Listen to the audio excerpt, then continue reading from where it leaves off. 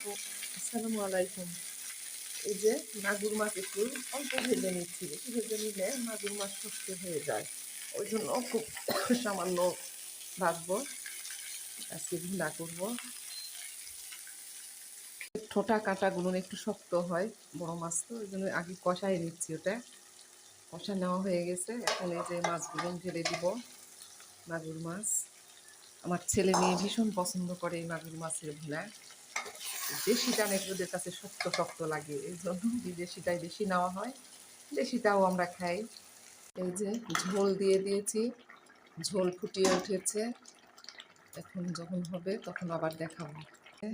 মাগুর মাছের ভুনা রান্না হয়ে গেল, খুবই সুন্দর গন্ধ বের হচ্ছে। মাছটা খুব তেলুক ছিল। ভাজি চুড়াই নিয়ে এসে করছি, কারণ ভাজি করতে অনেক কারেন্ট পুড়বে, অনেক সময় লাগবে। ওখানেও করি। ভাজি হয়ে গেছে, এখন পাট শাক ভাজি করব। ঢেঁড়স ভাজি হয়ে গেছে। এই যে পাট শাক সিদ্ধ করে রাখলাম। বেশি সিদ্ধ করি, বেশি সিদ্ধ করি না, একটু হালকা আউড়াই নি। আউড়ে আসলে ওটা আমি ভাজি করি, কারণ পাট শাক কিন্তু ভাজতে ভাজতেই সিদ্ধ হয়। অনেক সময় কিটকিটা শাকও পাওয়া যায়। এই যে বন্ধুরা, দুপুরে রান্না হয়ে গেল।